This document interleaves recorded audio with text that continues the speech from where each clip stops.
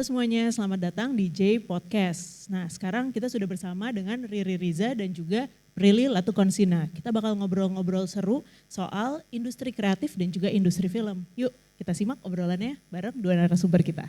Apa kabar Mas Riri, Prilly? Makasih, baik.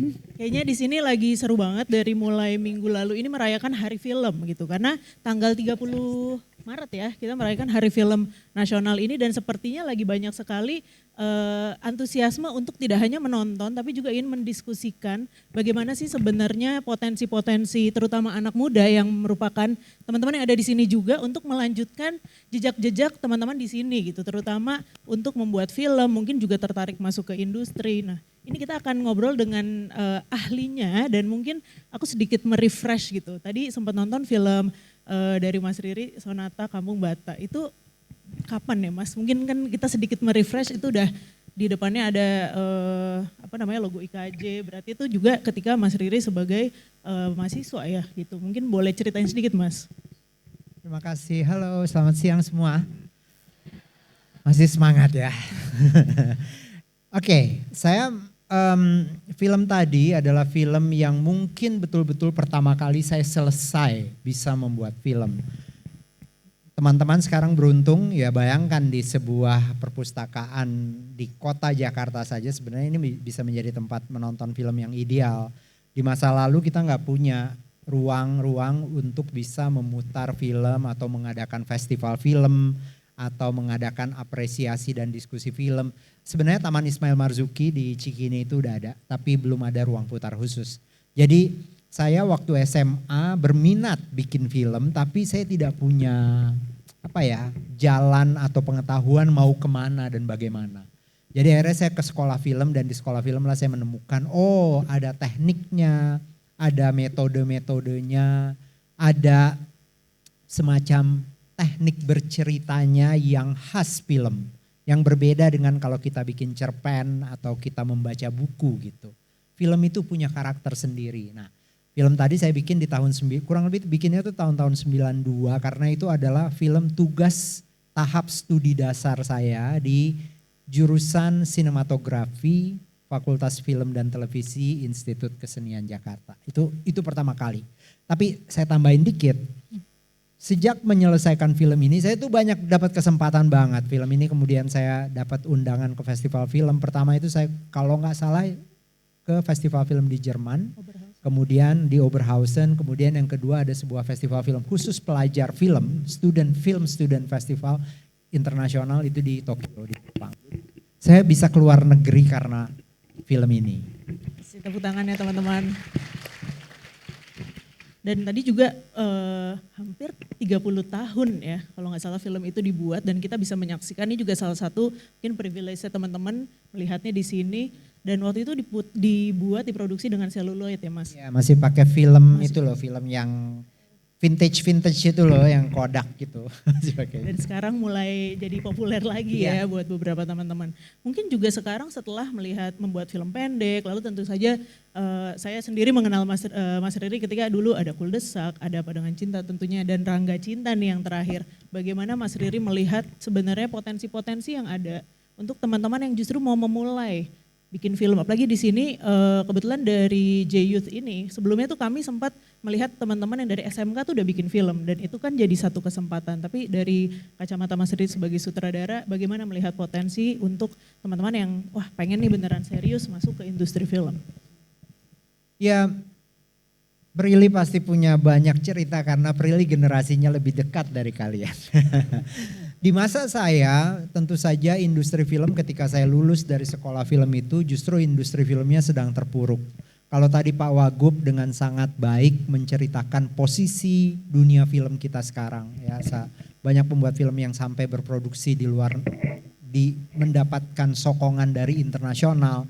Film kita juga produktivitasnya di dalam negeri sangat tinggi. Ketika saya lulus itu sedang sangat di bawah.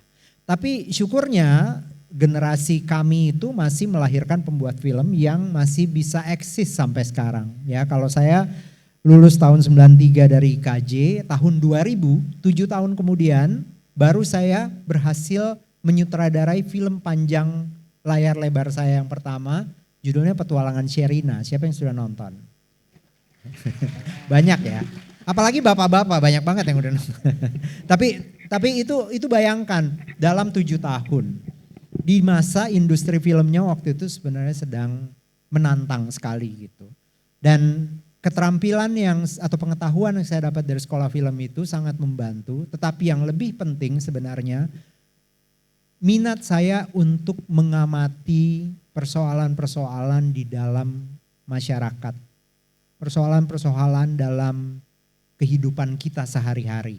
Karena film itu ternyata bisa sangat baik menggambarkan persoalan mulai dari lingkungan sosial sampai lingkungan pribadi gitu.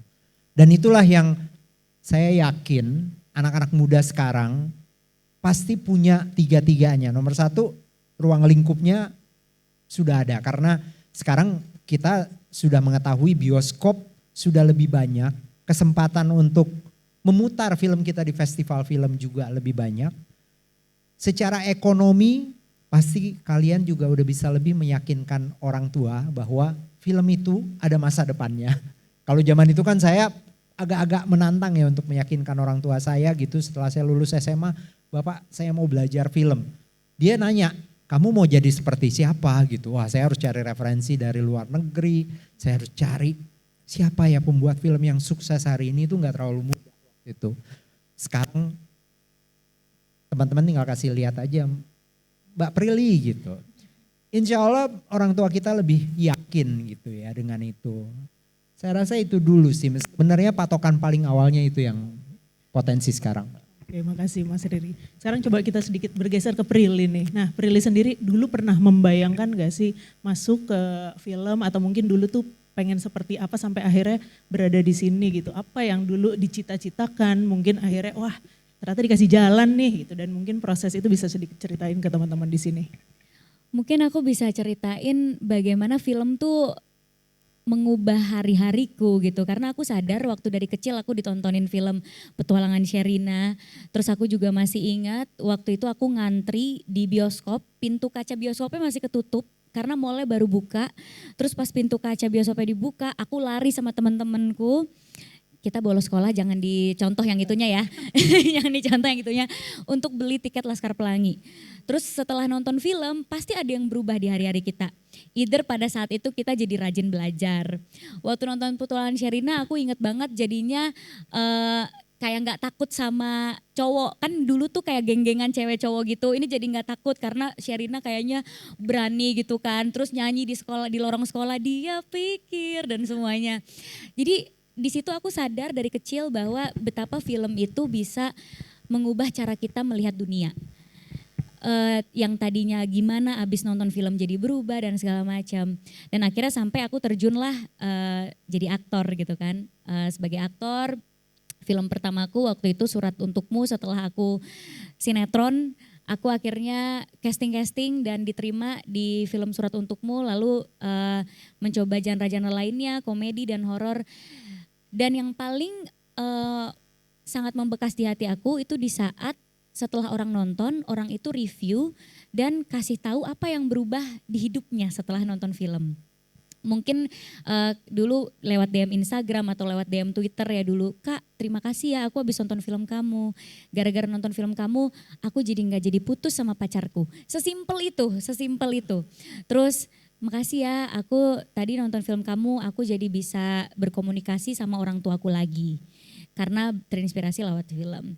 Nah dari situlah akhirnya keinginan untuk di belakang layar muncul karena aku merasa film itu adalah kendaraan atau media yang paling efisien untuk kita menyampaikan sebuah pesan atau kita raise awareness soal isu yang kita anggap penting tapi sangat tabu dan sangat sensitif untuk kita dibicarakan di sehari-hari gitu. Akhirnya ya sudah aku belajar lagi, belajar caranya bikin deck gimana, proses bikin film gimana, ngobrol sama produser-produser lain, ngobrol sama teman-teman lain, akhirnya kita kerja kolektif membuat satu film. Dari situlah akhirnya makin banyak kan review-review orang soal film gimana, bagaimana film itu bisa berarti untuk diri mereka.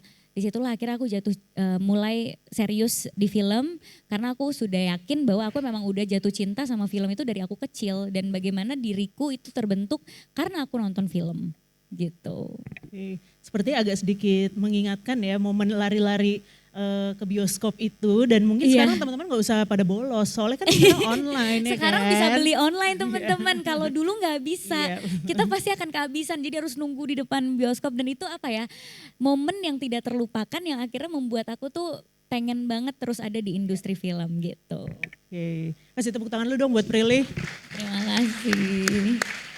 Nah, menarik sekali karena akhirnya Prilly kita kenal sebagai aktor ya di sini, dan mungkin ada nggak sih Prilly ketika tadi sempat berakting di sinetron, lalu juga di film, dan Prilly juga pernah membintangi film yang filmnya tayang di festival ya. Nah, ada nggak sih sesuatu yang kayak dikenal lagi, oh aku mengenal berakting setelah berapa kali membintangi film, atau mungkin orang tuh beda nih melihat aku kalau sebagai aktor, lalu mungkin juga aktor di film, atau mungkin justru pengen mengambil peran yang lain di industri film. Ada nggak sih yang mungkin sepanjang perjalanan ini juga berbeda gitu loh, pemahaman Prilly atau bahkan teman-teman yang menonton Prilly gitu? Sebenarnya jujur bekerja di industri film itu setiap hari pasti belajar, karena setiap hari tuh kayak mendapatkan ilmu baru. Aku tuh setiap syuting gak pernah merasa tahu sesuatu, karena pasti tiba-tiba oh seperti ini ya. Beda film pasti beda ilmu yang kita dapat, beda karakter, beda lagi pemahaman yang kita dapat. Jadi sebenarnya kalau ditanya favoritnya apa, aku gak punya favorit, karena di setiap karakter aku selalu belajar hal baru gitu. Di sinetron pun aku merasa aku belajar banyak, walaupun pada saat itu stigma sinetron mungkin gak seperti sekarang ya teman-teman, karena biasanya artis sinetron akan agak susah untuk shifting ke film karena dianggap cara beraktingnya beda. Tapi dari cara berakting yang beda itu kita jadi belajar. Kenapa sih beda? Oh karena sinetron nontonnya di TV kecil, jadi kita harus lebih bisa ekspresif. Sedangkan film di layar yang lebih besar, jadi kita natural pun udah tertangkap sama kamera. Dari situ aja dapat ilmu.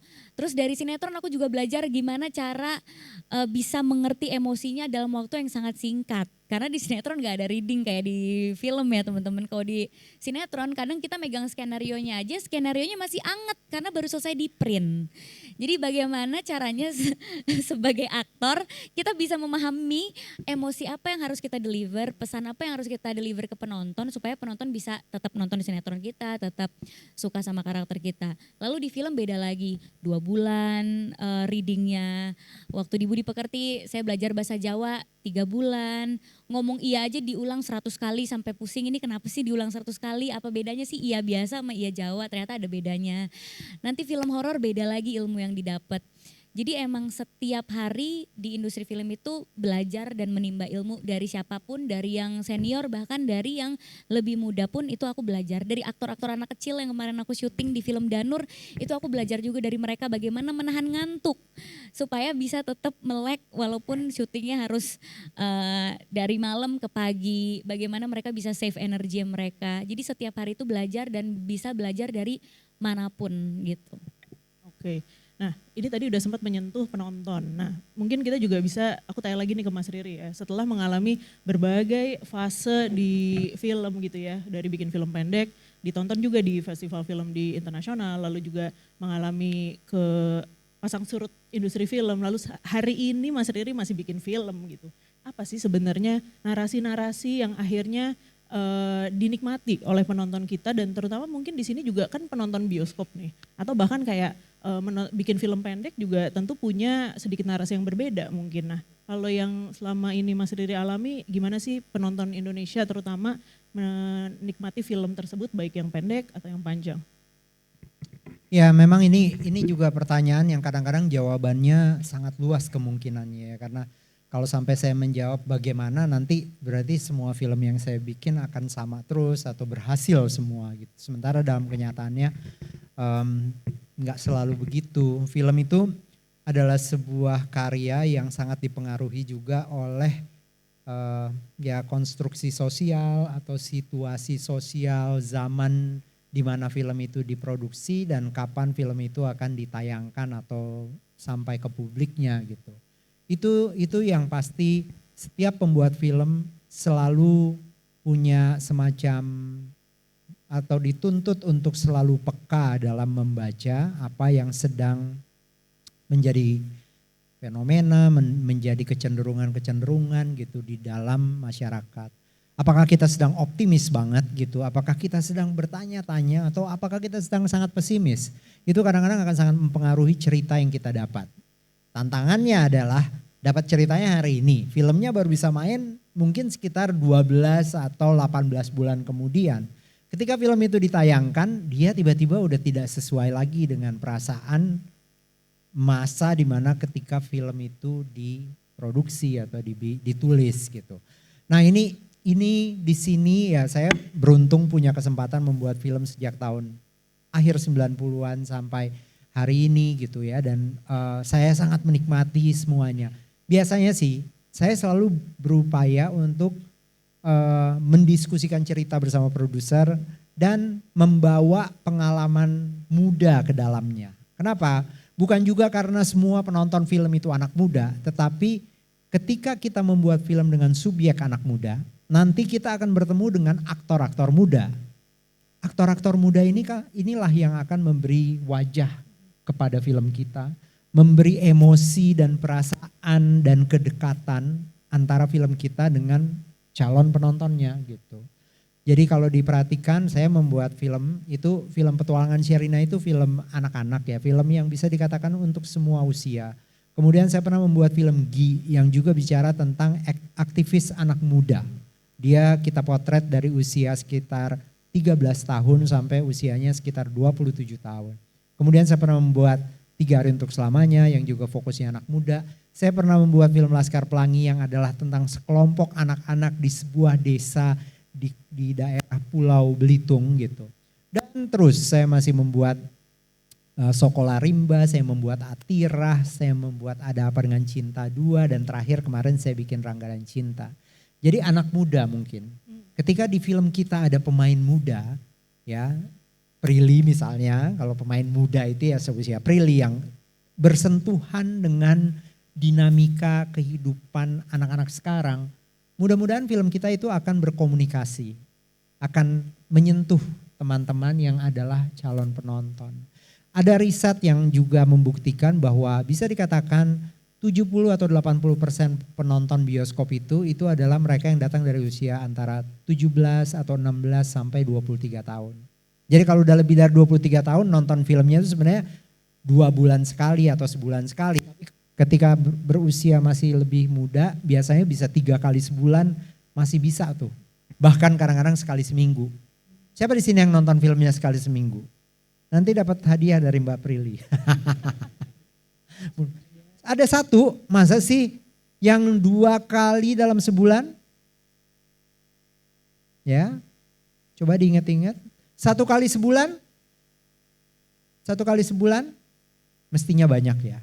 Saya yakin sekali sebulan dalam hidup kita pasti kita ada keinginan untuk menonton film karena film itu adalah tempat di mana kita bisa belajar, bisa bersosialisasi dengan lucu gitu ya bersama teman-teman gitu dan banyak hal lain.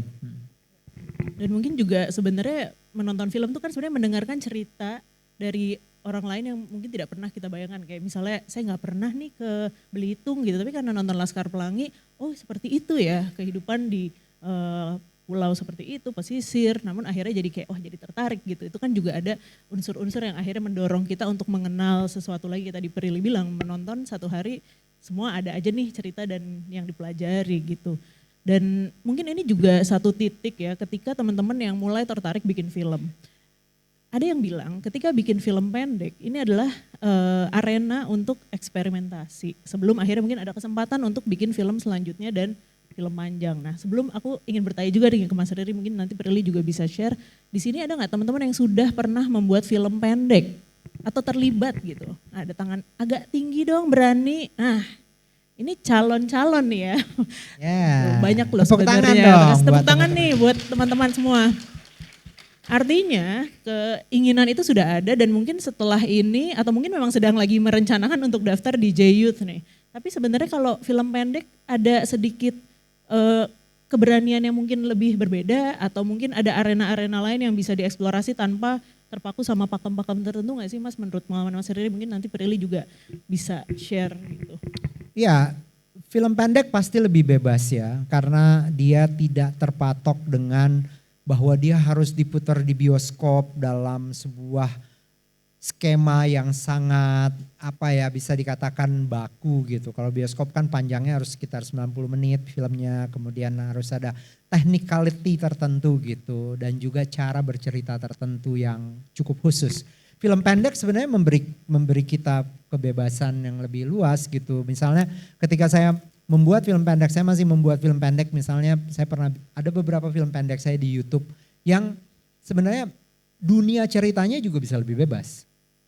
Ya, detail-detailnya juga bisa lebih berbeda dengan film panjang yang diputar di bioskop gitu. Karena kita tidak perlu khawatir apakah penonton itu misalnya yang suka itu harus 1000 orang gitu. Kita bisa bersikap lebih seperti seorang seniman atau seperti seorang teman dekat gitu.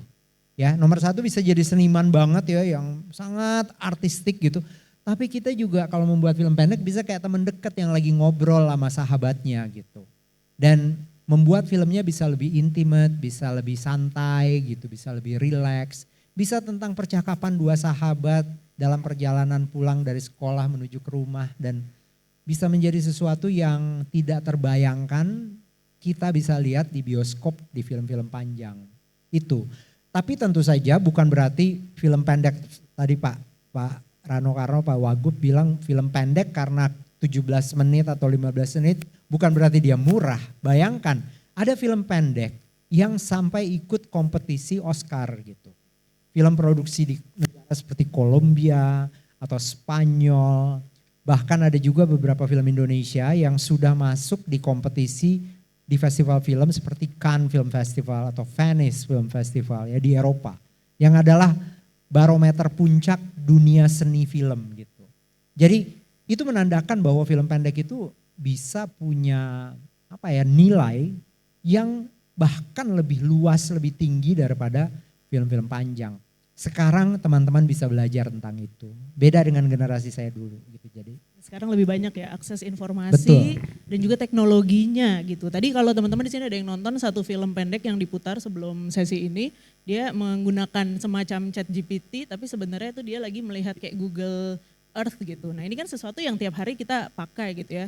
Jadi mungkin kalau tadi bilang wah dari mana aja tuh bisa sebanyak mungkin gitu. Itu akses dan juga cerita datangnya dari mana saja. Nah, mungkin Prilly kalau dengan film pendek gitu, apakah pernah juga pengalamannya either itu menonton atau juga terlibat yang juga melihat wah ini beda nih sama apa yang selama ini Prilly lakukan sebagai aktor atau mungkin juga posisi lain di industri film? Kebetulan aku baru aja terlibat kolaborasi bersama kawan-kawan media sama Mbak Ebe, kita sama-sama bikin film pendek yang nantinya akan berangkat dan premier di salah satu festival. Itu pengalaman pertamaku main film pendek dan melihat prosesnya dari awal. Menurut aku sendiri jujur lebih menyenangkan karena berasa bikin film pendek itu benar tadi nggak ada beban seperti kalau bikin film panjang. Kayak ini harus tayang di bioskop berarti harus ada censorship-nya. Terus ini film harus mewakili siapa. Sedangkan kalau di film pendek itu bisa sesederhana ini mewakili diriku. Jadi film pendek itu bisa lebih mencerminkan diri kita sendiri tanpa beban ini harus ditonton sama market siapa, target marketnya siapa, target audiensnya siapa, nggak serumit itu.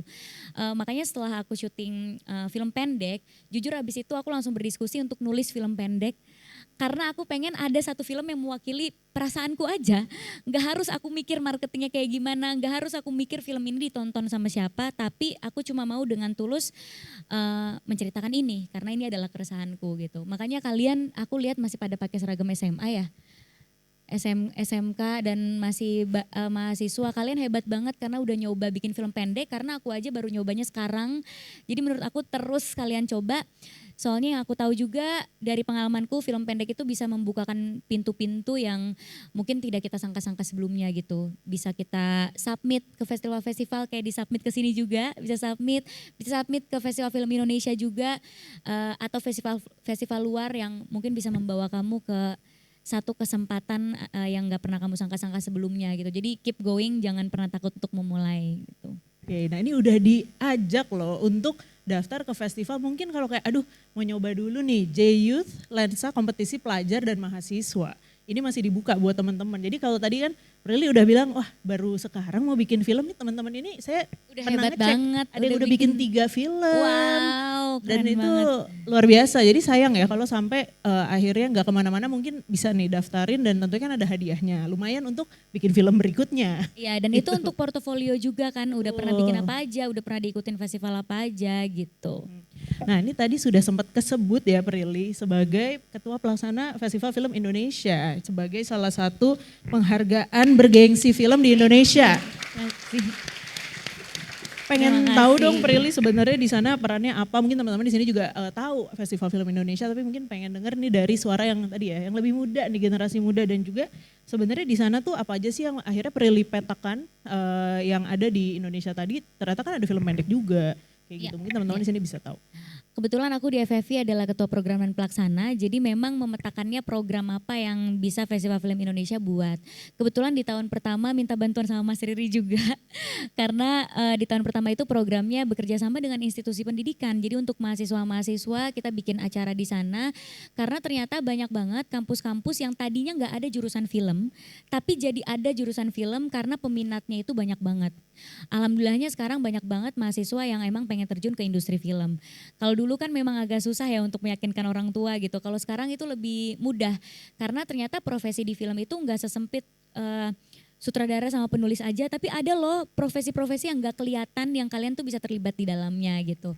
Nah akhirnya Festival Film Indonesia kita bekerja sama dengan institusi pendidikan seperti kampus-kampus di berbagai daerah untuk kita pemutaran film dan diskusi workshop juga supaya mahasiswa itu bisa lebih terpapar lagi sama dunia film, industri film dan Festival Film Indonesia. Kita juga ada kategori film pendek dan itu terbuka untuk siapapun. Jadi buat kalian yang mau submit karyanya itu boleh banget. Lalu di tahun kedua juga kita bekerja sama dengan festival film lokal. Jadi ternyata di setiap daerah di seluruh penjuru Indonesia itu setiap daerahnya itu punya festival lokal yang dimana festival lokalnya itu untuk film-film pendek masyarakat di sekitarnya yang memang mengangkat cerita soal masyarakat adat. Jadi ternyata film pendek itu luas banget. Ada yang menceritakan soal adat apa, lawan adat A dengan lawan adat B. Jadi sangat kaya gitu ya. Film pendek itu bisa sangat-sangat memperkenalkan kekayaan Indonesia. Dan di tahun terakhir saya, tahun ini tahun terakhir jadi ketua program dan pelaksana.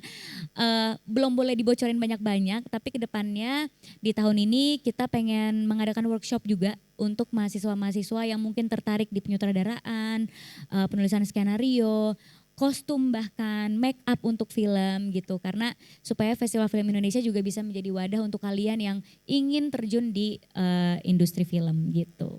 Ini menarik banget karena menyebut posisi lain selain sutradara dan penulis. Nah misalnya nih Prilly ya, ada teman-teman di sini mungkin udah bercita-cita, wah pengen jadi sutradara kayak Mas Riri gitu. Tapi ternyata dengan posisi hari ini banyak apa ya ibaratnya mungkin mulai dari mana sih, apakah harus langsung jadi sutradara atau kayak ternyata ada kostum ya atau mungkin juga yang sinematografer. Nah itu gimana sih misalnya teman-teman di sini ingin memulai pengen jadi sutradara tapi ada posisi-posisi lain yang mungkin juga ingin dieksplor terutama yang masih muda-muda ini. Kalau sekarang sih posisinya karena bikin film itu kalau untuk sekarang kan kita akan mikirin tayangnya di mana, bagaimana cara menyampaikan pesan apa yang si film ini ingin sampaikan di media lain seperti di sosial media gitu. Jadi banyak banget posisi seperti untuk koordinasi tim, PR.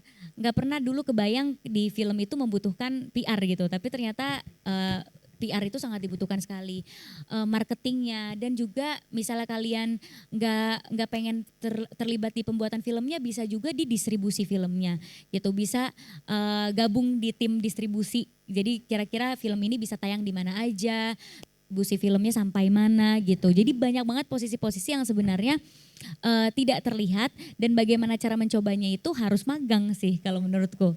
Jadi banyak banget PH-PH di Indonesia yang open untuk magang, itu bisa kalian cari informasinya, terjun langsung supaya bisa kelihatan oh ternyata bikin film itu luas ya, timnya itu banyak dan membutuhkan skill apa aja gitu.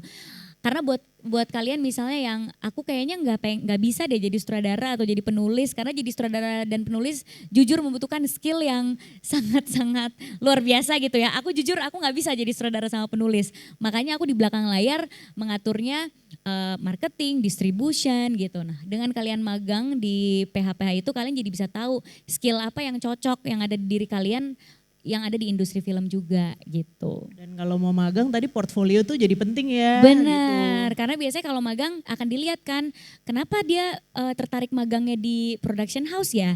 Oh ternyata udah pernah bikin film pendek, berarti udah punya bayangan kira-kira produksi itu seperti apa. Dan yang paling penting bisa teamwork, bisa bekerja kolektif atau bekerja di dalam organisasi gitu. Aku jadi penasaran dulu Mas Riri waktu di kampus apakah selalu jadi sutradara atau mungkin pernah mengalami posisi yang lain juga Mas? Yang pasti pernah kalau diproduksi kawan-kawan gitu ya. Biasanya kita selalu harus muter kan. Tapi saya waktu itu tuh waktu dapat kayak pilihan gitu kan, biasanya masuk semester 5 ke 6 itu 2 semester terakhir sebelum kita mulai praktek, kita diminta memilih mayor. Saya dari awal sih tahunya saya mau mayor sutradara. Tahu nggak kenapa? Bukan karena saya mau jadi sutradara. Tapi kalau saya mengambil mayor penyutradaraan, saya harus belajar semua. Saya harus belajar sinematografi dan harus dapat nilai paling bagus. Saya harus belajar editing, penulisan, dan penataan artistik. Saya harus ambil semua mayor itu, mata kuliah itu. Beda kalau saya misalnya ngambil sinematografi, saya ambil mayor sinematografi, saya nggak harus belajar penulisan. Itu kayak pilihan aja gitu. Jadi saya merasa menjadi sutradara itu tentu saja kolaboratornya sangat penting gitu. Tapi dengan menjadi sutradara kita harus menjadi orang yang paling in control, paling paham bagaimana mengkomunikasikan maunya lebih terang atau lebih gelap, maunya lebih dekat apa lebih jauh, maunya bergerak atau diem gitu. Itu kita butuh pengetahuan yang lain untuk bisa menjadi sutradara. Jadi ya, tapi kalau magang-magang saya melalui. Saya pernah jadi semacam asisten produser, line producer pernah. Nah, ini teman-teman juga kami membuka kesempatan untuk teman-teman bertanya. Jadi, oke, udah ada yang nanya, sabar sebentar. Jadi buat nanti teman-teman yang akan bertanya akan ada merchandise, tapi tahan dulu, siapkan pertanyaan teman-teman. Aku ada sedikit pertanyaan lagi dulu nih sebelum kita lempar ke floor ya.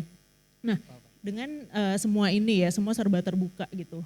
Menurut Mas Riri dan Prilly, apa sih sebenarnya justru challenge tantangan ini atau juga yang menjadi kesempatan? Karena akhirnya semua informasi terbuka. Dan sebenarnya kalau mau saling bersaing silahkan gitu kan dengan berbagai banyak festival. Tadi film pendek itu ada di FFI, di JYUT juga bisa. Bahkan kalau mau taruh filmnya di YouTube gitu kan. Nah apa sih sebenarnya menjadi tantangan yang juga jadi opportunity buat teman-teman generasi muda ini nih yang kita di sini udah sebut yang muda yang bersuara gitu. Kira-kira apa yang menjadi sebenarnya dimiliki tapi mungkin ini loh yang bisa menjadi satu hal yang mungkin perlu lebih banyak disampaikan terutama lewat film gitu. Oke. Memang yang pertama yang pasti sekarang pembuat film lebih banyak ya. Film yang ada di Indonesia atau diputar di Indonesia baik melalui platform offline kayak festival atau pemutaran spesial khusus gitu. Hingga yang online itu jadi banyak banget. Jadi kita menjadi iklimnya tuh jadi lebih sangat kompetitif gitu. Jadi akan ada festival tingkat SMA, festival tingkat mahasiswa dan festival untuk umum gitu ya. Akan ada festival dengan tema lingkungan, tema seperti yang tadi diceritakan Prilly tentang masyarakat adat, tentang remaja dan mental health misalnya, akan lebih banyak gitu. Itu kan apa? Itu kan kesempatan kan untuk kita bisa berpartisipasi dan belajar. Tapi pada saat yang sama kompetisi juga semakin kuat gitu. Jadi mungkin teman-teman harus lebih bukan berhati-hati ya, lebih kalkulatif aja, lebih dijaga baik-baik aja gagasannya, kemudian keunikan visualnya apa ya. Terus harus jelas gitu ya, harus clear gitu. Saya pikir banyak sekali, saya sering banget gitu menonton film yang dengan cepat lepas dari perhatian saya. Bayangkan menonton film cuma 10 menit aja atau 15 menit aja, kadang-kadang kita bisa lose focus gitu. Ya, sekarang itu betapa menantangnya mempertahankan perhatian orang sepanjang 10 menit aja itu berat banget gitu. Jadi kalau bikin film memang kita harus punya fokus yang betul-betul baik gitu ya. Kita harus mempersiapkannya dengan baik. Kita harus belajar terus gitu, baik secara teknik maupun secara seninya gitu supaya film kita mendapat perhatian. Itu isi yang saya lihat gitu. Jadi di antara peluangnya yang begitu besar, tantangannya juga makin besar. Tetapi bisa kita bilang tantangan itu kan selalu melahirkan akan membuat berlian yang ketemu itu benar-benar kualitinya akan bagus gitu. Itu yang mesti dipikirkan. Oke, Prilly mungkin. Kalau dari aku sendiri ngelihat era modern seperti sekarang ya, rasanya itu memulai sesuatu rasanya lebih mudah daripada dulu di saat kita belum ada wadah seperti sosial media, kebebasan mencari informasi. Kalau sekarang itu memulai rasanya mudah. Mau jadi sutradara bisa bikin film pendek pakai smartphone. Kalau dulu Mas Riri aja mesti repot sekali prosesnya gitu. Jadi memulai itu lebih mudah. Tapi yang kadang suka kita lupa, mempertahankan posisi kita atau mempertahankan apa yang kita sudah mulai itu yang sangat-sangat sulit. Jadi ketika kalian mendapatkannya itu mudah, memulainya itu mudah, anggaplah itu sebagai bonus pintu masuk. Tapi jangan itu seperti gambaran keseluruhan industrinya, karena industri film itu sangat-sangat tidak mudah gitu. Kita harus terus menyesuaikan diri, harus bisa terus adaptif dengan yang ada di kehidupan kita, kemajuan teknologi maupun bagaimana isu-isu yang ada. Jadi nggak boleh cepat puas gitu, karena aku ngelihat karena mudah memulainya, lalu keberhasilan sekali dua kali itu dianggap keberhasilan selamanya. Nah, film itu naik turun, jadi belum tentu berhasil sekali langsung berhasil semuanya. Kalian harus terus belajar. Jadi ketika udah ada di industri film, udah di posisi tertentu, nggak boleh berhenti belajar dan nggak boleh puas sama ilmu gitu. Dan kita bisa belajar sama siapapun yang kita temui, karena film itu mencerminkan kehidupan dan kita hidup sama semua orang yang kita temui gitu sih. Oke, kasih tepuk tangan dong untuk dua narasumber kita. Oke, saatnya teman-teman di sini bertanya. Aku tadi udah lihat juga. Oke, sebentar. Tunggu, saya mau ngecek dulu mikrofon udah siap ya. Saya mau yang di belakang dulu deh, kakaknya yang pakai masker. Ya, mic-nya yang ketiga dari belakang ya. Mungkin boleh sebutin nama dan institusinya, sekolah atau kampusnya. Selamat siang menjelang sore ya Kak Prilly sama Kak Riri. Nama saya Resma. Saya dari komunitas cancer dan autoimun Kak. Ini Kak saya mau bertanya, jika suatu saat gitu ya ada pembuatan film mengenai rekan-rekan cancer dan autoimun. Karena saya sendiri juga cancer dan autoimun, cancer ginjal sudah diangkat 1 dan autoimunnya ada IPS, AIH, IBD dan lupus. Kalau suatu saat membuat film gitu ya tentang teman-teman penyintas autoimun dan kanker, apakah film itu nanti menggiring opini ke eksploitasi atau malah menggiring ke sesuatu yang membangkitkan semangat? Terima kasih. Oke, terima kasih. Mungkin ada yang mau jawab dulu. Kalau film itu selalu begini sifatnya. Dia akan menjadi kesempatan untuk belajar. Kalau kita bisa ketemu seorang yang betul-betul ingin fokus bikin film tentang sebuah tema atau sebuah situasi gitu, kita harus belajar dulu yang mendalam tentang itu. Jadi kita pembuatnya akan mendapat pengetahuan, dan ketika film itu kemudian selesai ditulis, kemudian diproduksi dan ditonton, yang nonton pun jadi dapat pengetahuan. Jadi saya rasa film harus kamu lihat sebagai peluang untuk itu. Tetapi yang ini juga penting. Film adalah sebuah media yang khusus cara bekerjanya. Kenapa kita mau menonton film? Itu bukan karena kita ingin belajar tentang sejarah, tapi kita ingin merasakan bagaimana tokoh Entah dia mengalami sejarah, menceritakan sejarah, atau berbagi tentang perasaan yang dia dapat ketika dia mengalami sebuah peristiwa sejarah gitu. Jadi jangan sampai film menjadi medium yang kayak orang pidato atau kayak kita sedang diskusi nih, karena film gak begitu. Film itu ada aspek emosionalnya, ada aspek seni, sinematografi dan tata suaranya misalnya. Jadi sebelum masuk ke tema yang penting sekali, kita semua harus sadar dulu apa sih yang membuat kita menonton film. Kenapa kita nggak baca artikel dari koran aja kalau kita ingin tahu tentang autoimun atau CA gitu. Tapi kenapa kita menonton film?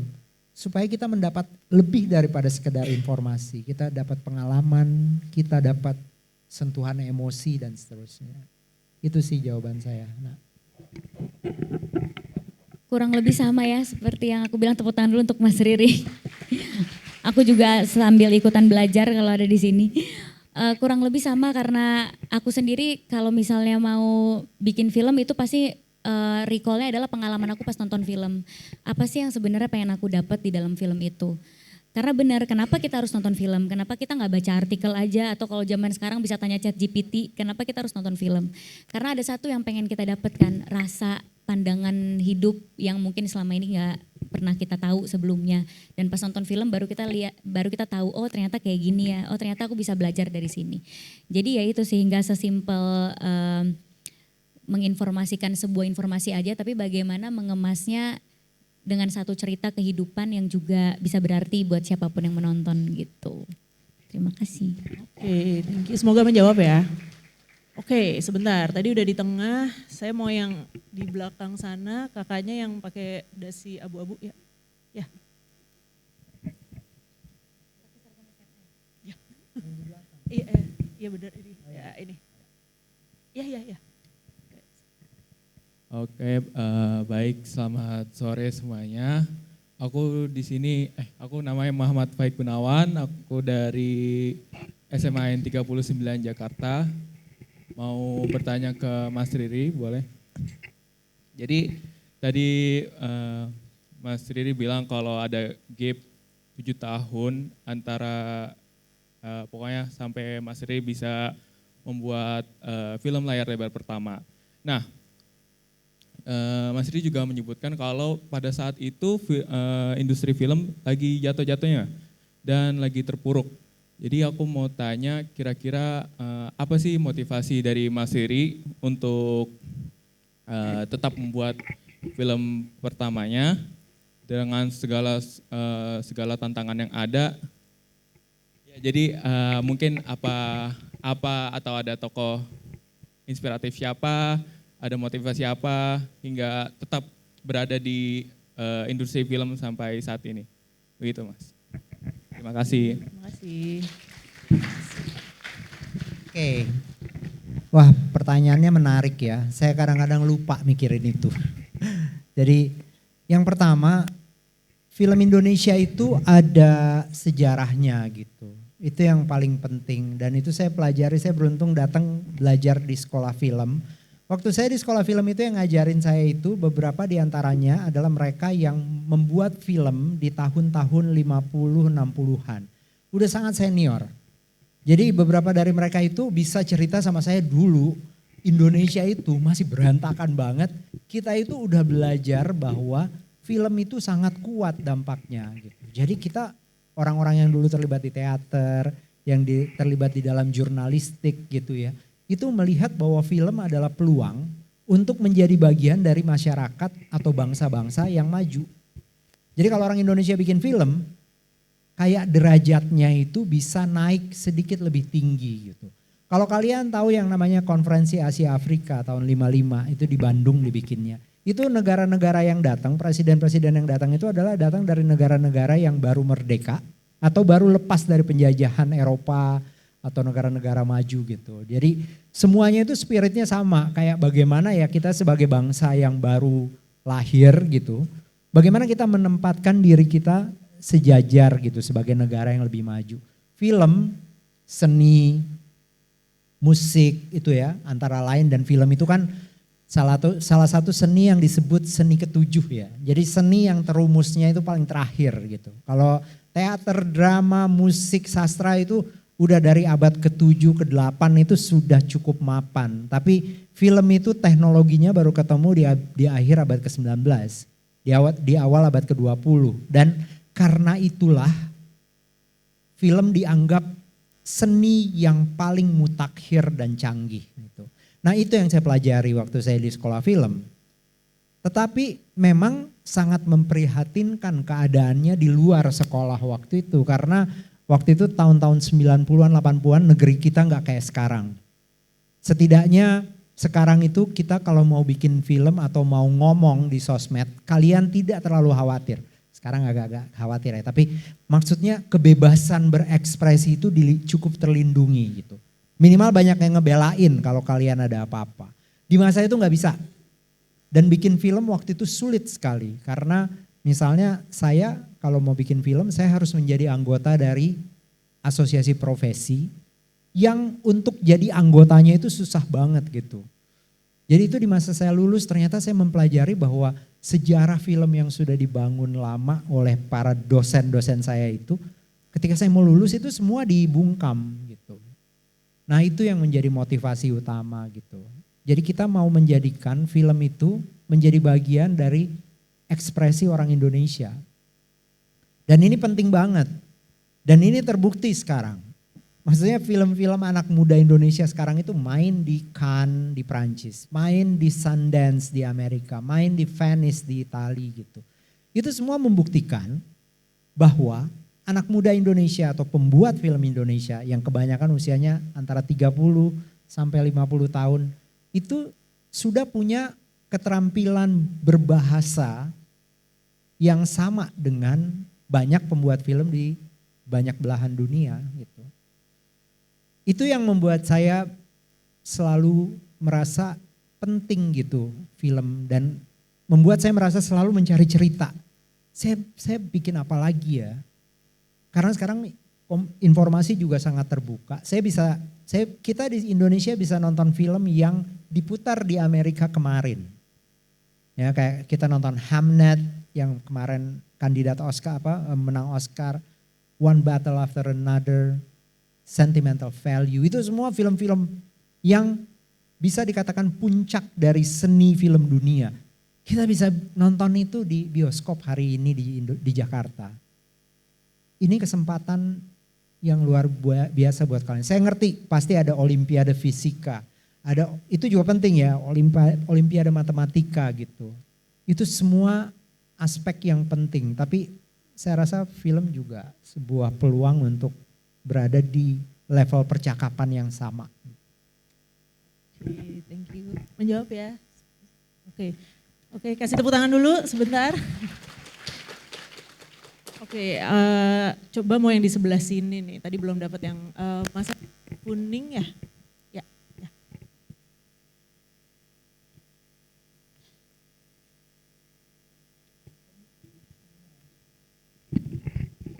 Halo, perkenalkan nama saya Adam dari GAC Media. Saya punya 2 pertanyaan masing-masing untuk Mas Riri dan Mbak Prilly. Untuk Mas Riri sebagai pekerja film yang sudah lama berkecimpung di industri film, ini kan lagi sedang membicarakan karya anak muda ya. Apakah ada film yang baru-baru ini dirilis atau karya anak muda kayak sutradara baru yang akhir-akhir ini Mas Riri tonton dan membuat Mas Riri memiliki harapan untuk masa depan sinema Indonesia?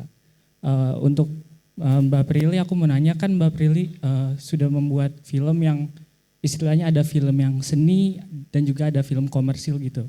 Nah, bisa diceritakan nggak kayak apa perbedaannya dalam membuat kedua jenis film yang kayak untuk mungkin yang lebih komersil dan juga lebih artistik gitu. Terima kasih. Terima kasih. Ini yang mau jawab duluan.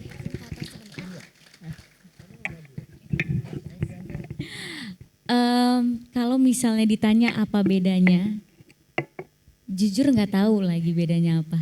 Karena di saat aku bikin film, aku nggak pernah mengkotak-kotakan film ini untuk komersil, film ini untuk festival, jujur. Jadi di saat aku bikin film, itu sesimpel ini isunya penting atau enggak sih? Kenapa kita memilih isu ini untuk ditulis? Kenapa enggak isu-isu yang lain? Terus kenapa kita kemasnya pakai genre ini? Apa alasannya? Dan untuk film itu bisa ke festival, itu aku menganggapnya adalah bonus. Gitu, karena setiap festival itu punya karakter yang beda-beda dan jujur aku nggak mau kalau bikin film itu akhirnya mengikuti standar yang mungkin lagi nggak sesuai sama apa yang ingin kita angkat. Jadi kalau dari pengalaman aku sendiri, aku bikin film ya untuk siapa yang nanti nonton, bukan ini komersil atau ini festival. Dan komersil itu juga faktornya banyak banget gitu. Faktornya apalagi di dunia modern sekarang, mau filmnya sekomersil apapun, tapi kalau nggak kedengeran atau nggak FYP di TikTok kalian, pasti kalian nggak beli tiket bioskop. Pasti kalian nggak penasaran untuk nonton trailernya gitu.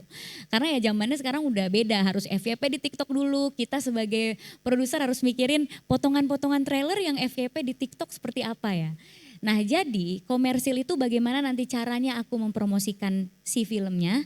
Festival itu bonus kalau misalnya ternyata cerita atau isunya appealing buat festival tertentu, tapi niat aku bikin film gak pernah dikotak-kotakan ini komersil, ini festival. Tapi sesimpel kenapa isu ini atau cerita ini harus diangkat gitu. Itu harus mewakili perasaanku juga, idealismeku juga, dan seberapa penting penonton harus nonton film tersebut.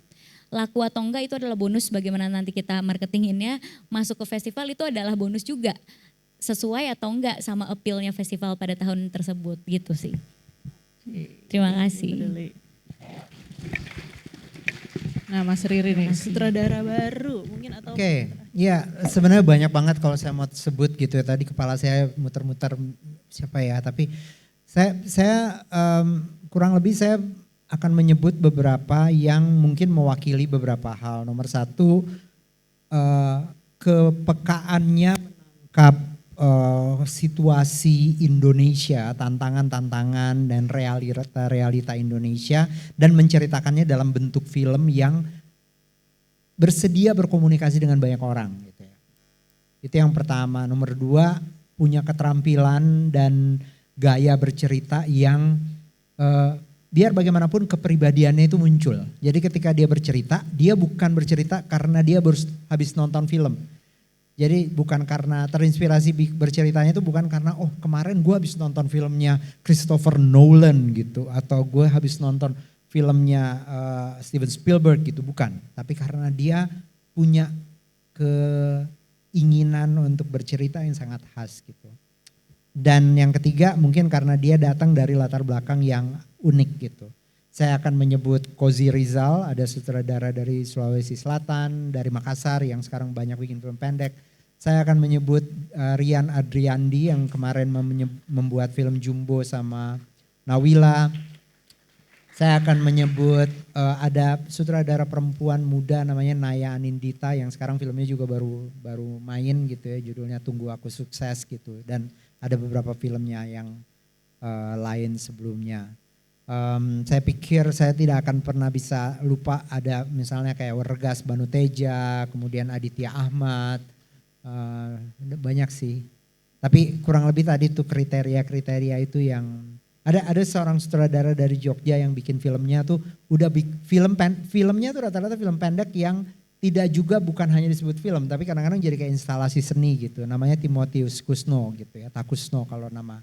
Kalau saya lihat itu, saya melihat bahwa mungkin suatu hari film ditonton seperti kita menontonnya tuh tidak harus di bioskop tapi di galeri gitu.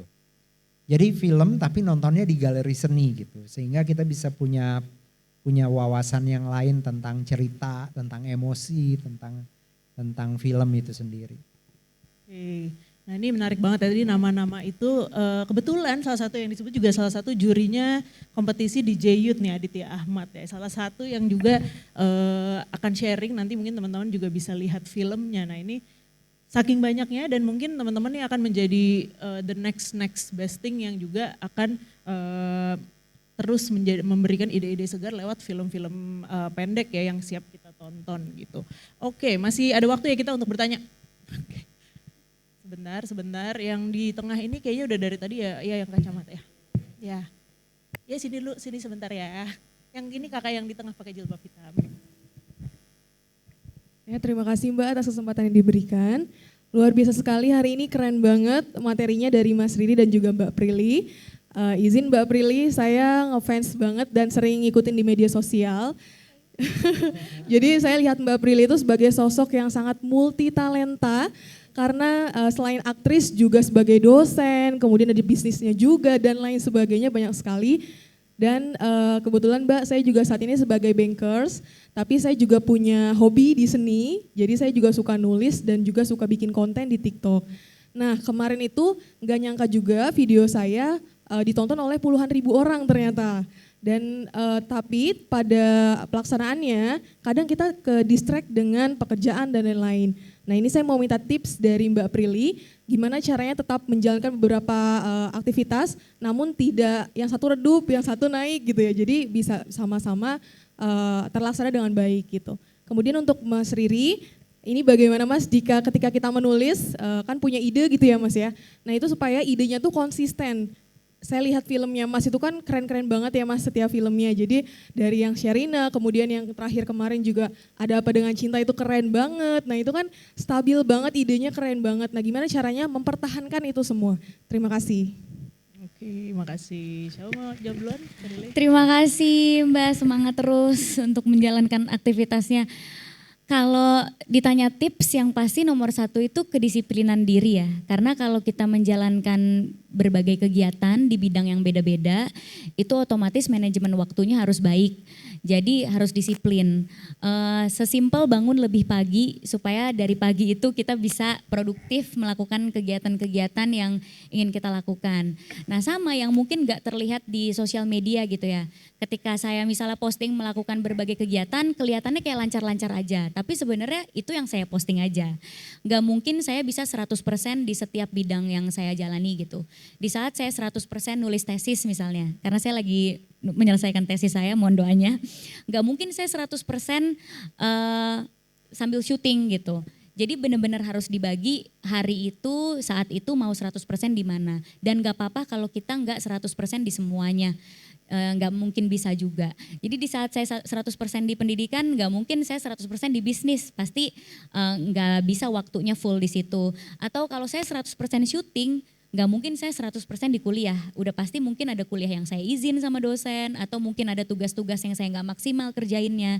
Dan itu nggak apa-apa. Jadi yang saya pelajari along the way saya melakukan semua kegiatan dalam waktu yang bersamaan, harus bilang sama diri sendiri gak apa-apa gak 100%, gak apa-apa ada yang gak sempurna gitu. Karena kita gak mungkin bisa sempurna semuanya. Yang penting kita bisa fokus di saat menjalankannya satu persatu dan bisa menyelesaikan apa yang kita mulai gitu aja sih. Terima kasih. Oke, pertanyaan berikutnya tentang ide nih Mas. Iya, ya sebenarnya pengetahuan atau belajar tentang media kita itu harus betul-betul sesuatu yang harus dilakukan terus-menerus gitu. Saya sampai hari ini pun sangat antusiastik terhadap film, bukan hanya membuatnya tapi mengamati film gitu. Mengamati itu bukan cuma menonton ya, tapi memperhatikan dengan baik bagaimana sih perkembangannya, bagaimana sih cara orang bercerita sekarang, kenapa misalnya di negeri yang bahkan sedang mengalami kesulitan luar biasa, film itu bisa tetap lahir gitu. Ya seperti yang tadi saya ceritakan terkait sejarah, terkait film itu adalah cerminan dari situasi sosial dan budaya sebuah bangsa gitu. Hitam, putih, sisi terang dan sisi redupnya pun gitu. Jadi fokus terhadap kayak penghormatan terhadap apa yang kita lakukan itu yang harus selalu sama menurut saya. Dan waktu itu segalanya, jadi jangan terlalu tergesa. Mungkin ya. Kadang-kadang kalau dilihat kenapa saya membuat film itu bisa dikatakan cuma satu setiap 2 tahun. Film saya terakhir tahun 2023, Petualangan Sherina 2, kemudian saya baru bisa bikin lagi, baru rilis lagi Rangga dan Cinta itu tahun 2025 gitu. Karena kayak bikin rendang gitu ya yang enak gitu ya, itu perlu diaduk pelan-pelan, gak boleh berhenti ngaduknya, apinya jangan kenceng-kenceng dari awal gitu, apinya sedang terus gitu, memilih bumbunya harus baik gitu, Jadi ya banyak analogi dari kehidupan ya yang baik yang kita bisa ikuti ketika kita melakukan apapun. Kamu bikin konten atau menulis cerita pendek gitu. Sudah banyak analogi dari kehidupan dari orang tua kita mungkin, atau dari buku-buku, atau dari tokoh-tokoh yang sudah berhasil sebelum kita yang kita bisa pelajari dan kita bisa praktekkan. Itu aja sih gitu yang saya dan sejujurnya persis juga seperti yang Prilly katakan, jangan suka membeda-bedakan gitu. Karena sekarang itu kita suka membuat apa yang kita lakukan itu yang ini buat iseng aja kok, yang ini gue sungguh-sungguh. Kadang-kadang jadinya bisa terbalik-balik gitu. Atau kita jadi susah memegang betul yang mana yang akhirnya kita sungguh-sungguh gitu.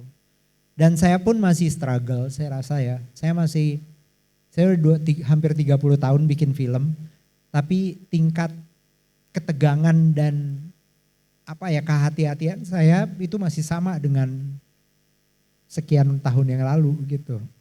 Karena nggak menjadi gampang. Semua nama yang saya sebut tadi sebagai sutradara muda, itu adalah sutradara yang masih harus bersaing dengan saya ketika sampai di bioskop kadang-kadang. Maksudnya saya harus tetap catching up gitu. Make sure, memastikan apa yang saya lakukan itu baik. Oke, kasih tepuk tangan dulu jawabannya. Mengecek ke panitia, masih ada 2 lagi penanya. Oke, aduh ini saya mau nunjuk yang pakai seragam di tengah, yang kacamata. Ya, ya.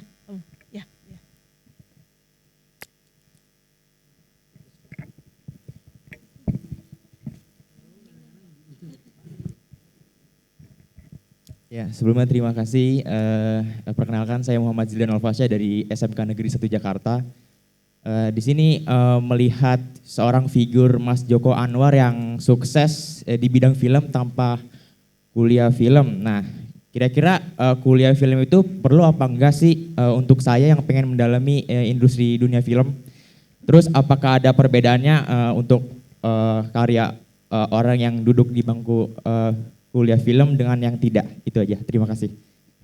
Soal sekolah film nih, kelas berapa kalau boleh tahu? Kelas 11. Oke, mungkin dari Mas Riri. Ya. Oke, sebenarnya saya percaya bahwa film itu adalah cerminan ilmu dari pembuatnya, cerminan pengetahuan, cerminan wawasan dan juga moral dari pembuatnya, apalagi sutradara. Jadi belajar ya, menjadi pembelajar harus sih. Saya nggak yakin kita bisa bilang bahwa pendidikan itu nggak perlu dengan latihan. Latihan itu adalah pendidikan. Berpraktek terus-menerus itu adalah pendidikan. Mungkin kalau belajar di sekolah film itu sudah banyak cerita bahwa tidak harus gitu. Karena saya belajar film itu D3 belajar filmnya. Jadi bukan juga kuliah S1 untuk film. Saya belajar D3, itu benar-benar ilmu praktek produksi film. Jadi lulus dari sekolah film saya ngerti bedanya lensa 35 mili dengan 18 mili itu apa. Dampaknya itu apa. Saya ngerti bedanya lampu 500 watt dengan 150 watt, dampaknya terhadap warna kulit apa. Cukup gak itu pengetahuan itu untuk bisa bikin film? Belum. Kamu masih harus belajar sosiologi, sejarah, dramaturgi, cara bercerita dalam struktur, kamu harus belajar gitu. Tetapi tanpa pengetahuan tentang lensa, bedanya apa 35 mm dengan 18 mm? Itu bukan satu hal yang bisa begitu aja kamu ketahui. Kamu harus belajar. Jadi kalau saran saya, yang namanya belajar itu nggak usah disekat-sekat. Kamu kalau dapat kesempatan belajar di sekolah film, kamu belajar sebaik-baiknya. Kalau kamu baik, kamu bisa seperti Joachim Trier yang kemarin dapat Oscar untuk film berbahasa non-Inggris terbaik di Oscar. Dia orang Denmark ya, Skandinavia. Dia bisa dapat piala Oscar atau seperti Bong Joon-ho dari Korea gitu. Yang bahasa Inggrisnya itu sedikit aja, tapi dia sekolah film. Tapi kamu juga bisa jadi seperti Joko Anwar, tapi kalau kamu diligent ya, mendalam belajar tentang teknik, modal sekolah ilmu-ilmu sosial kayak psikologi, sejarah, bahkan kedokteran itu bisa dipakai untuk modal membuat film. Tapi habis itu kamu harus belajar tentang teknik perfilman juga. Mungkin dari kameramen kamu atau dari editor kamu. Kamu bisa belajar tentang teknik film. Oke, thank you Mas Riri. Rili mungkin mau nambahin? Iya, jadi intinya mau kamu dapat kesempatan sekolah di sekolah film atau enggak, intinya kamu harus tahu apa yang kamu lakukan sih di saat nonton film. Karena film itu terlalu mahal untuk dijadikan bahan percobaan ya teman-teman. Jadi sebelum bikin film benar-benar harus tahu semua detail-detailnya, kayak perbedaan lampu, ceritanya mau kayak gimana, editing, bikin trailer dan semuanya, hal-hal kecil itu sangat diperlukan untuk detail-detail bikin film. Jadi walaupun kamu belum dapat kesempatan untuk sekolah film, belajar bisa dari mana aja, at least di saat kamu mau membuat film, kamu tahu apa yang ingin kamu sampaikan dan kamu tahu apa yang kamu lakukan gitu. Jangan dijadikan bahan percobaan ya film itu, apalagi kalau film panjang sih gitu. Terus kalau menurut tadi ditanya ada bedanya gak sih treatment dari orang yang sekolah sama enggak? Jujur di saat kita udah, kalau misalnya di lapangan gitu ya, kita nggak mungkin yang sekolah film mana yang enggak. Kalau misalnya kita produksi film, terus ada ratusan kru, nggak mungkin orang-orang itu hafal ini lulusan mana. Tapi yang bisa membuat treatment itu beda atau enggak, ya bagaimana kamu mengerjakan pekerjaan kamu dengan baik gitu. Kalau misalnya mengerjakan pekerjaannya dengan baik, mengerjakan divisinya dengan baik, dan attitude-nya dalam membuat film itu juga kerja kolektif, kita harus punya attitude yang baik sama orang lain, ya nggak ada bedanya gitu. Karena yang membedakan ya hasil kerja dan gimana kita berproses gitu sih. Kalau menurut aku. Thank you. Okay. Thank you. Tahu nggak Mas Riri sama Prilly? Jadi sebenarnya ada kesempatan banget nih buat teman-teman di sini, terutama yang dari SMA ya, untuk belajar dan ini difasilitasi sama J-Youth. Adalah Jakarta Film Fund for Student. Jadi teman-teman ini berkesempatan untuk mengirimkan proposal, dan proposalnya yang terpilih akan didanai untuk bikin film pendek dan akan dimentorin oleh para filmmaker yang nanti akan mendampingi. Itu aja tuh udah bagian yang difasilitasi lewat J-Youth nih. Jadi teman-teman di sini nih jangan sampai menyia-nyiakan kesempatan, apalagi yang mungkin apakah aku akan masuk sekolah film atau tidak, ini mungkin langkah pertama ya. Jadi mungkin yang mau daftar masih dibuka, nanti cek-cek Instagramnya J-Youth ya. Oke, kayaknya masih ada satu lagi ya yang bisa, aduh sulit nih. Oke, sebentar. Kayaknya yang kakak seragam SMA tapi pakai kardigan hitam ya. Sebelumnya terima kasih banyak untuk kesempatan bertanya yang diberikan kepada saya pada saat ini. Perkenalkan, nama saya Valerie Akuna Nugroho atau biasa dipanggil Valerie. Saya di sini hadir sebagai perwakilan dari SMA Negeri 34 Jakarta untuk hadir ke talk show yang sangat menginspirasi saya pada hari ini. Sebelumnya pertanyaan pertama saya ini berhubungan dengan tadi yang sempat dibahas sedikit-sedikit, yaitu di era media sosial. Nah, di era media sosial saat ini, menurut Kak Riri dan juga Kak Prilly, film ini masih memiliki kekuatan yang sama atau tidak seperti saat sebelum memasuki era media sosial ini, dalam hal untuk mempengaruhi cara pandangan dan juga cara berpikir para masyarakat di luar sana.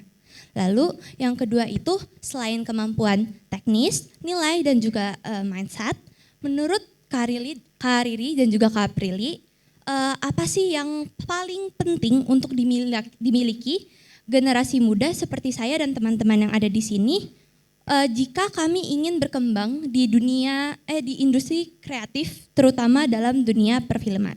Terima kasih. Oke, terima kasih. Ini ada eskul film di SMA 34 nih ya kalau nggak salah. Jadi mungkin juga teman-temannya rajin bikin filmnya. Silahkan nih, mungkin Kak Riri atau Kak Prilly yang mau duluan. Oke, terima kasih, pertanyaannya menarik sekali ya. Ini juga masih menjadi menjadi kayak apa ya, kayak sesuatu yang kami tanyakan, yang kami pikirkan dari hari ke hari gitu. Saya pikir prestasi film hari-hari ini juga sangat dipengaruhi terhadap responsnya di sosial media gitu.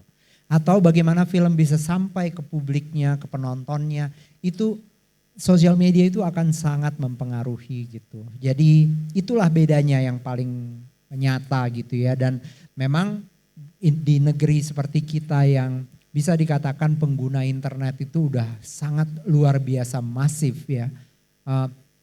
Kita itu harus memahami bagaimana entah itu namanya mengolah realita yang di film, yang bisa menjadi tema film kita atau cerita film kita dari informasi yang kebanyakan sekarang datang dari sosial media.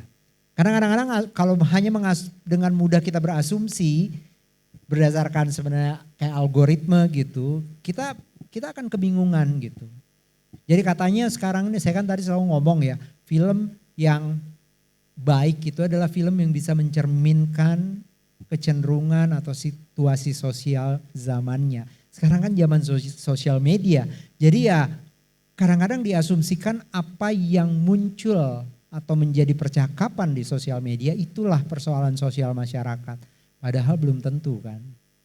Nah jadi menjadi pembuat film hari ini kita harus menjadi punya kepekaan yang lebih gitu. Jangan lupa sekali-sekali harus tetap baca buku dari cetakan. Supaya kita tetap grounded bahwa yang namanya ilmu itu bisa dipegang, bukan sesuatu yang maya dan mengambang gitu. Bahwa kita itu tetap mencoba fotografi misalnya, memahami fotografi dan dampak dari cahaya terhadap emosi manusia gitu. Jadi di era sosial media menjadi pembuat film, bagi saya justru kita harus lebih terampil mengelola perasaan dan dekat dengan perasaan. Kita harus lebih sering melakukan percakapan dan interaksi antar manusia. Dan kita harus percaya itu, kalau enggak nanti film kita pelan-pelan ya, saya juga ini juga sesuatu yang menarik nih anak muda. Nonton banyak film pendek sekarang tuh banyak banget adegannya justru lagi begini atau berkomunikasi lewat HP gitu. Kenapa? Karena mereka mau mencerminkan itulah kenyataan sekarang Kak gitu. Anak muda tuh sekarang begitu terus gitu. Jangankan anak muda, orang tuanya juga begitu di meja makan ya. Jadi itu semua masih harus kamu olah lagi gitu. Saya pikir itu sih tantangannya sekarang gitu. Belum lagi memang kita sekarang gampang mengambil kesimpulan atau memutuskan sesuatu berdasarkan apa yang kita lihat singkat sekali di sini. Jadi kadang-kadang uniknya apa? Sekarang semua film kan dipublikasikan lewat sosial media. Banyak sekali film dan saya juga mengalami ini. Yang gila responsnya di Instagram luar biasa. Tapi di bioskopnya sepi. Ngerti gak? Itu bisa terjadi. Jadi lakunya cuma di sini karena adegannya pendek-pendek gitu. Kita ngelihat adegan pendek-pendek aja kita udah happy. Ya ampun lucu banget ya. Ya ampun Kak kok bagus banget sih, dia aktingnya luar biasa deh. Tapi ketika habis itu kita nanya, kamu udah nonton belum? Belum. Jadi dia belum nonton aja, dia melihat di sosial media sudah sangat happy. So itu juga satu hal yang saya pikir kamu mungkin termasuk anak muda yang kritis melihat persoalan-persoalan dan termasuk sosial media. Ketika kamu bikin film, kamu harus menemukan sesuatu dari filmmu yang membuat teman-temanmu mau nonton sebagai film, bukan sebagai konten. Itu mungkin sesuatu yang kita pikirkan karena sekarang saya rasa jutaan orang Indonesia melihat film sebagai konten.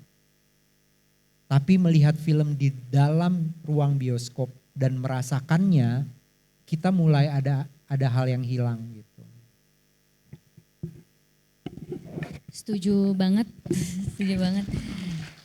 Thank you semuanya. Thank you Mas Riri insight-nya karena jujur fenomena ini tuh yang juga jadi pembelajaran buat saya dan teman-teman lainnya gitu. Gimana ini di Instagram kayaknya viral, di TikTok FYP tapi kok nggak convert ke orang beli tiket. Karena ya itu time span-nya orang itu udah lebih pendek. Jadi ngerasa ngelihat konten-konten pendek tuh udah happy. Jadi nggak perlu deh kayaknya nonton film atau nanti deh tunggu tayangnya di OTT platform. Siapa di sini yang suka menunda beli tiket di bioskop karena bakalan tayang di digital platform? Enggak, alhamdulillah kalau enggak ya. Enggak ngaku kayaknya ya. Nah, itu juga jadi tantangan buat kita gitu. Bagaimana penonton itu mau beli tiket ke bioskop dan tidak puas sama konten-konten yang ada di sosial media aja. Itu untuk kita mempromosikan filmnya. Untuk kita bikin filmnya bener banget harus lebih peka. Jangan tiba-tiba ada satu hal yang viral terus kita merasa isu itu bisa kita angkat di film. Padahal mungkin gak relevan untuk orang-orang yang ada di Papua, nggak relevan untuk orang-orang yang ada di Kalimantan, untuk orang-orang yang ada di Makassar, karena algoritma yang kita lihat di sosial media itu untuk orang Jakarta aja, karena kita lagi di sini, gitu. Jadi ya tantangannya bagaimana kita bisa membaca bahwa cerita film kita itu bisa menyentuh banyak hati, bukan cuma hati target audiens algoritma Instagram atau TikTok kita aja, gitu. Mempromosikan film juga kayak gitu, jangan sampai kita bikin strategi marketing yang bisa viral di digital, tapi nggak bikin orang pengen beli tiket di bioskop untuk nonton dan punya pengalaman duduk memperhatikan film kita di bioskop. Itu sih tantangannya. Terus tadi yang soal selain teknis, apa yang harus dimilikin untuk di industri film? Harus tahan banting ya, harus resilient gitu. Karena di industri film nggak mungkin nggak gagal. Pasti kalian akan menemukan momen di mana kalian bikin film menurut kalian udah bagus tapi menerima banyak hate, penonton gak suka, dibilang jelek. Terus kalian udah ngerasa ini film bagus banget, marketingnya bagus, gak ada yang nonton. Atau tiba-tiba filmnya kontroversial, itu pasti akan dialami gitu. Karena di saat kita berkarya dan karyanya itu jujur, kadang kita suka lupa, oh faktor-faktor ini ternyata bisa menyinggung. Atau oh ternyata ini gak cocok buat yang nonton. Pasti akan mengalami hal itu. Kalau gak tahan banting dan gak resilient, langsung berhenti bikin film pasti gitu. Pasti aku langsung berhenti jadi aktor kalau aku baca review di Letterboxd bilang aktingku jelek, udah aku nggak mau syuting lagi. Ya aku nggak akan jadi Pril yang hari ini, nggak akan ada di sini gitu. Jadi ya apapun yang dialami nanti di saat kamu terjun di industri itu dijadikan pembelajaran dan bekal untuk kamu bisa terus bangun lagi, berkarya lagi, lebih baik lagi dan nggak bosan untuk belajar terus gitu. Ya. Dan bahkan mungkin kalau teman-teman di sini ada yang lagi mau menulis film pendeknya, kasih nih ke temennya gitu kan, baca dong nih. Iya. Terus dapat tadi ya gitu di komen, langsung down, langsung gak jadi deh bikin gitu. film gitu kan. Karena ya gak apa-apa, kita harus terus mencoba, gak bakalan kita tahu juga kalau gak mencoba. Dan harus tahan banting sama feedback, apalagi di era modern feedback itu langsung kita dapat gitu. Buka Instagram dikit langsung ada feedback gitu, buka TikTok dikit langsung ada feedback. Nah kita harus tahan sama feedback yang akan kita terus hadapi secara langsung dan secara direct gitu.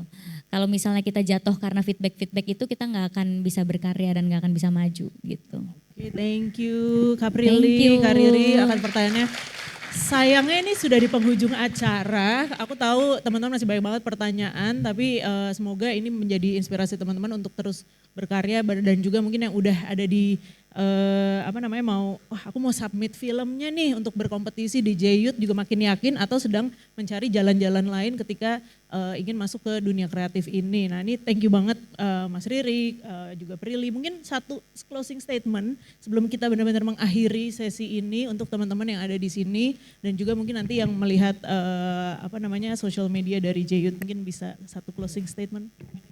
Ya, saya sepakat sekali kalau festival seperti ini yang difokuskan untuk karya-karya teman-teman pembuat film muda dan mungkin pemula gitu ya, itu harus dimanfaatkan sebaik-baiknya. Jadi jangan sampai